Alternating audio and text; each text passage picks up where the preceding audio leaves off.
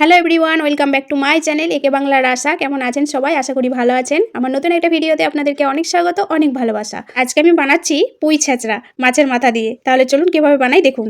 প্রথমেই আমি কড়াইটা গরম করে নিয়েছি, দিয়ে দিলাম সর্ষের তেল। সর্ষের তেলটা গরম হয়ে গেলে আমি সবজিগুলো একে একে ভাজা করব। প্রথমেই দিয়ে দিচ্ছি বেগুন, দিয়ে ভেজে নিচ্ছি। ভাজা হয়ে গেছে, তুলে নিলাম। এরপরে ভেজে নেব শিম।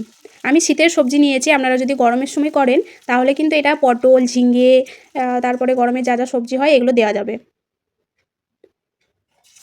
পরে মাছের মাথাগুলো আমি ভেজে নিচ্ছি। এখানে আমি কাতলা মাছের মাথা নিয়েছি। মাথাটাকে ভালো করে ভেজে নেব লাল করে, একটু ভেঙে ভেঙে দিচ্ছি। ভাজা হয়ে গেছে, এরপর তুলে নেব। আরও একটু তেল দিয়ে দিলাম, তারপরে ফোড়নে দিলাম 5 ফোড়ন আর শুকনো লঙ্কা, দিয়ে দিলাম কোচানো পেঁয়াজ,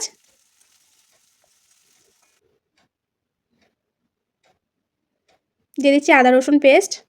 এরপরে পেঁয়াজ আর আদা রসুনের পেস্টটাকে আমি ভালো করে নাড়াচাড়া করে নিলাম। টমেটো দিয়ে দিলাম, অল্প একটু লবণ, হলুদ, কাশ্মীরি লঙ্কা গুঁড়ো, ঝাল লঙ্কা গুঁড়ো দিয়ে ভালো করে এটাকে মিক্সড করে নেব।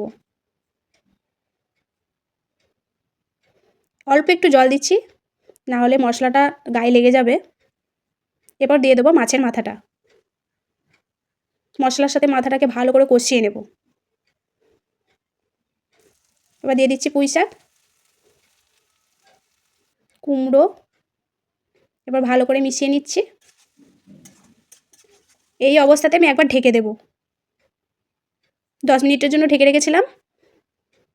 খুব ভালোভাবে সেদ্ধ হয়ে গেছে। না, ভালোভাবে সেদ্ধ হয়নি, মানে 50% সেদ্ধ হয়েছে। এরপরে আমি শিম আর বেগুনটা দিয়ে দিলাম। অল্প একটু জল দিয়ে দিচ্ছি, আবারও ঢেকে দিলাম পাক্কা 20 মিনিট। এরপরে কিন্তু ভালোভাবে সিদ্ধ হয়ে গেছে। এটা এত নাড়তে থাকবো, একবারই নরম করে ফেলবো, দিয়ে সে মাখা মাখা ভাব করে দেবো। দিয়ে ওপর থেকে দিয়ে দিচ্ছি ভাজা জিরে গুঁড়ো। হয়ে গেছে আমার পুরোপুরি রেডি। এত টেস্টি হয়েছিল খেতে, কি বলবো। এটা গরম গরম ভাতের সাথে কিন্তু খুব ভালো লাগে। আর আমি কিন্তু রুটি দিয়ে খেয়েছি, কারণ আমার রুটি দিয়ে খেতে বেশি ভালো লাগে। নামটা ছেঁচড়া হলেও খেতে কিন্তু অনেক টেস্টি। একবার বানিয়ে দেখবেন। আর যেসব দাদা ভাইরা আমার ভিডিও দেখছেন, বেশি বেশি করে শেয়ার করে দেবেন, যাতে আপনার বউ অবধি পৌঁছে যায়। তাহলে এরকমভাবে ভালোভাবে রান্না করে খাওয়াবে। আর তাহলে খেতে খেতে আজকে চলে যাচ্ছি। দেখা হবে নতুন কোনো একটা রেসিপির সঙ্গে।